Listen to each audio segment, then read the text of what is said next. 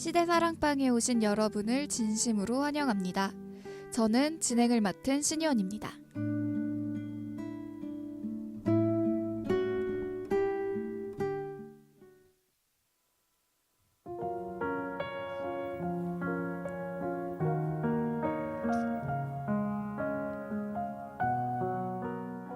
여러분, 벌써 개강한 지 한 달이나 된 게 믿겨지세요? 시간이 너무 빠른 것 같아요. 1월에서 눈을 한번 깜빡이니 3월이고 개강하고 얼마 안 된 것 같은데 벌써 4월이네요. 시간이 조금은 천천히 흐르면 좋겠다는 생각이 드는 건 모두 그렇겠죠? 지금까지 한 달 동안 우리 방송에서는 중국, 이란, 괌, 그리고 그리스까지 다양한 나라의 이야기를 만나봤어요. 오늘은 드디어 우리나라의 전설을 이야기해볼 차례입니다. 조선시대 임방의 천예록이라는 책과 이륙의 청파극담에는 여러가지 이야기가 실려 있었다고 합니다. 이 책들은 그 당시 유명했던 야사를 모아 책으로 퍼낸 것이라고 하는데요. 오늘은 이 책들에 등장하는 이야기 중 한 이야기를 해보려고 합니다. 노래 듣고 조선시대에 유명했던 이야기는 무엇이었을까 들어보도록 해요.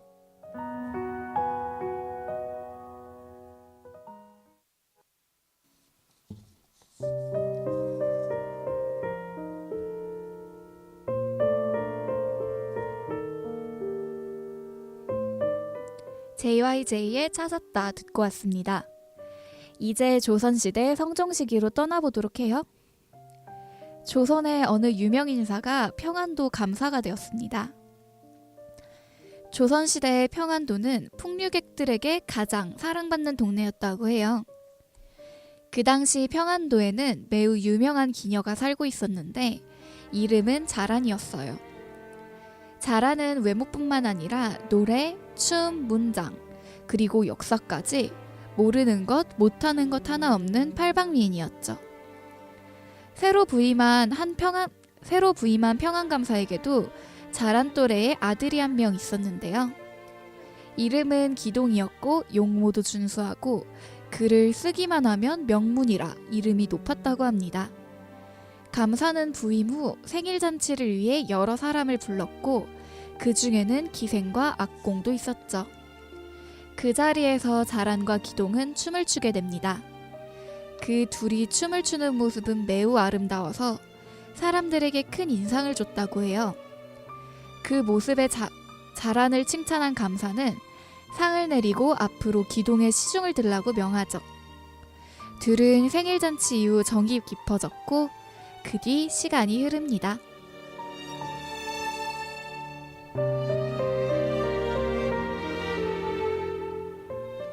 평안감사는 임기가 연장되어 기존 계획보다 6년이나 더 평안도에 머물렀습니다.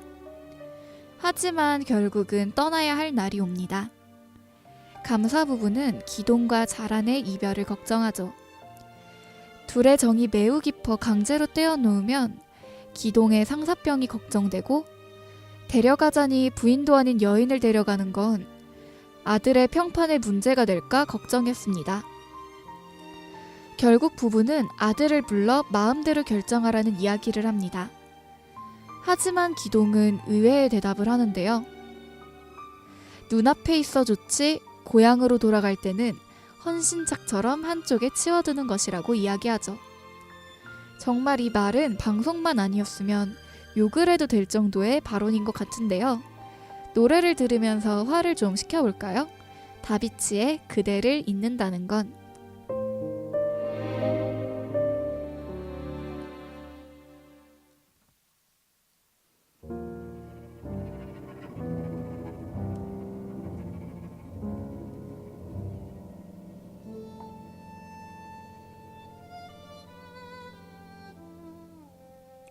자란은 이별하는 날 매우 슬프게 울었습니다.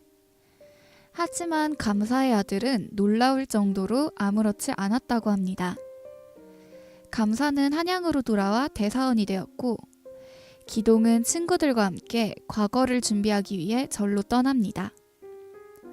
6년간 함께 있었기에 헤어진다는 것을 이해하지 못했고요. 무덤덤했지만 자란을 향한 연모는 점점 커지죠.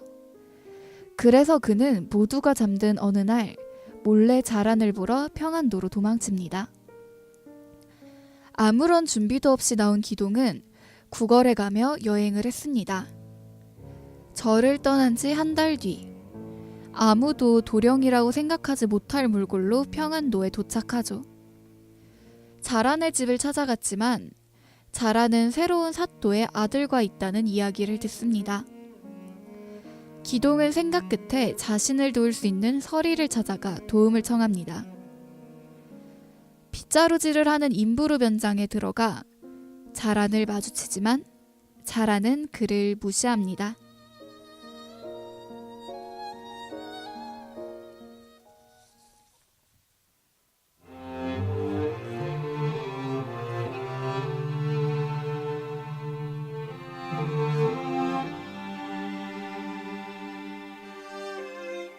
정승환의 잘 지내요 듣고 왔습니다.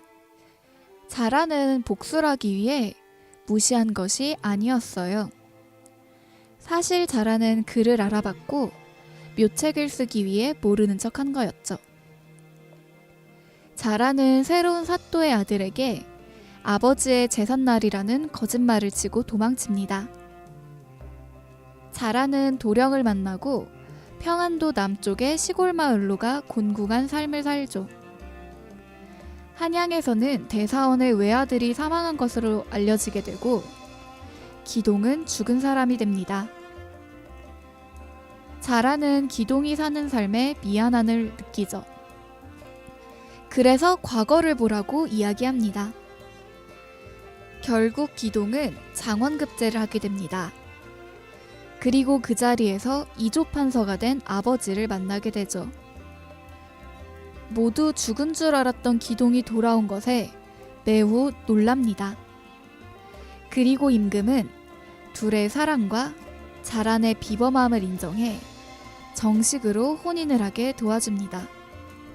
그리고 그 뒤로 둘은 행복하게 살았다고 해요.